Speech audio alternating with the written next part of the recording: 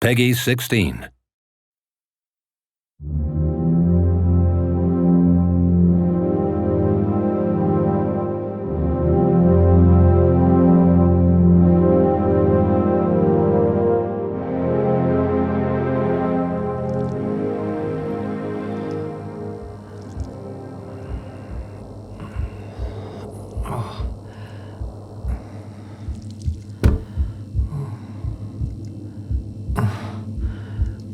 Oh, my head. Oh, God. Oh. What? Oh, shit. Oh, shit. Oh, shit. Oh, my God. Oh, I must be dreaming. I must be dreaming. Come on. Get me out. Get me out. Help. Help. No.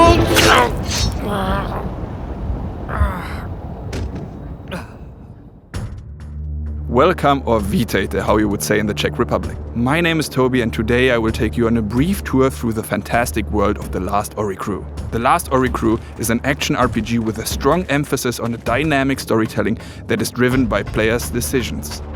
If you manage to survive, that is. Welcome to the beautiful world of Vardania, a planet in a distant galaxy in which what we consider a medieval world and a science fiction world collide. You are taking the role of Silver, one of only a few humans that are roaming this living and breathing world. Why you shipwrecked on this planet and why you were just woken up from your cryo chamber is yet to be discovered. When I said living and breathing world, I'm of course admiring how cool it looks. However, behind the shining facade, a massive civil war and strong oppression rages. The predominant races are in war, and you get thrown right in. Combat in The Last Oricru is tough, skill-based, and unforgiving.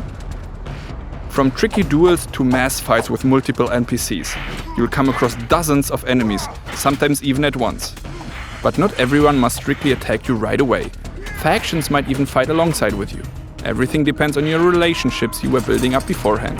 The Last Oricru introduces one- or two-handed weapons, shields and maces, and even magic.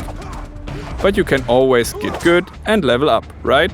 The Last Oricru offers a deep skills-based RPG system. Collect essences from fallen enemies and invest in one of 6 skills, which should make your life a little easier. It's simple but very effective. Don't drown in statistics and overly complex skill trees. Just loot, level and repeat. Now, let's take a look on something really cool. The Last Oricru offers a unique playthrough for everyone. Depending on your choices, you're not only influencing the war, but also create your very own story in Vardania. Every choice matters, and you can come to multiple possible endings. In this situation, the Queen is about to visit the monastery in which we woke up earlier. Our task was to hide one of the illegal magic items from her. There you go. You don't know why, you don't know who those people in the monastery are, neither who that queen is. So you're offered to make a decision. There is no right or wrong, just your way. They do have this. Well, there was a wrong answer for poor Tobias here, but according to your decisions, the story will unfold in a certain way. Okay. Poor Jeffrey here suffers from your decision as well, but this is not a game over. This is your way, and you will have to go with it. But what if we would choose differently? Let's lie about the lightning rods. We end up in the same cellar. Let's call it the safer end. Oh, and see, good Toby is still alive, well, more or less. And our story continues from here. We just showed you 2 options, but believe me, there are way more. Tobias, for instance, needs healing. Will you give it to him, or will you rather trade it for better equipment? Will you help Toby escape and watch his story unfold, or do you kill him right in the beginning and loot his corpse? Sorry, Tobes, but money rules the world. The decisions you can make in The Last Oricru are influencing your entire playthrough. If you decide to rather give the medkit to the Ratkins, they will not attack you, but stand on your side. On the contrary, anger them, and you will have more enemies, but also more loot, more XP, but also, well, eventually more deaths. But your decisions don't have to be definite. Remember when I said living and breathing world? I meant it.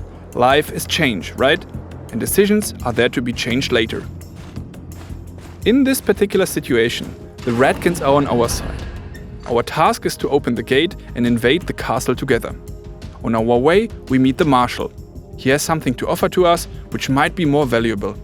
So we can backstab our new friends.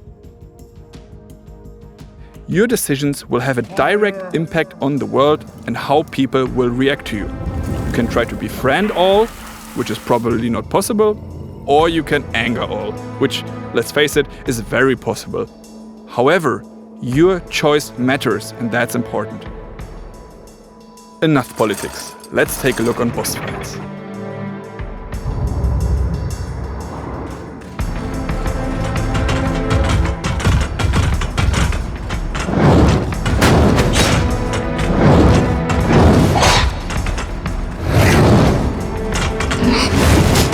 And of course, they are hard and unforgiving.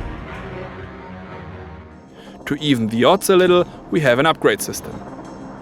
You can upgrade every item in your game. Find your favorite gear and carry to the end, if you wish so. Of course, there's valuable loot to find in the world, but everyone has this one favorite weapon, right? And see, the fight looks already way better.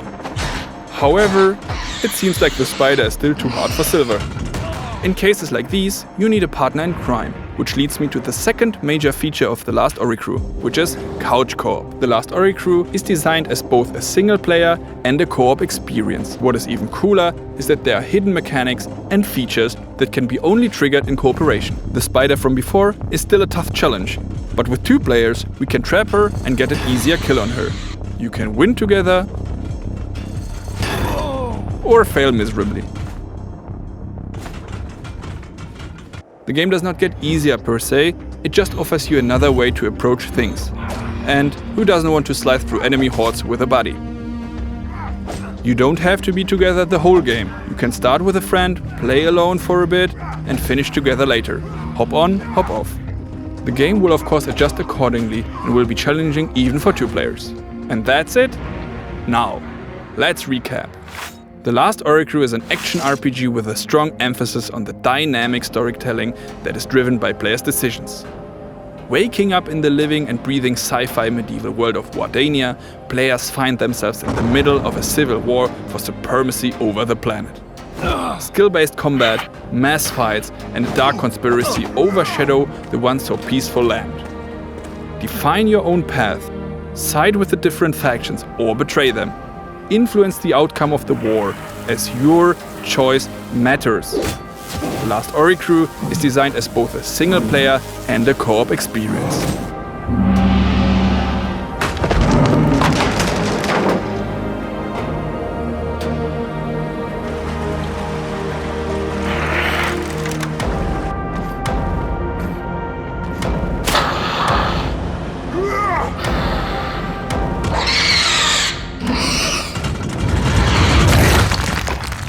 Thank you very much for taking the time, and also time to make some friends since it's co-op. So see you later. Thank you and goodbye.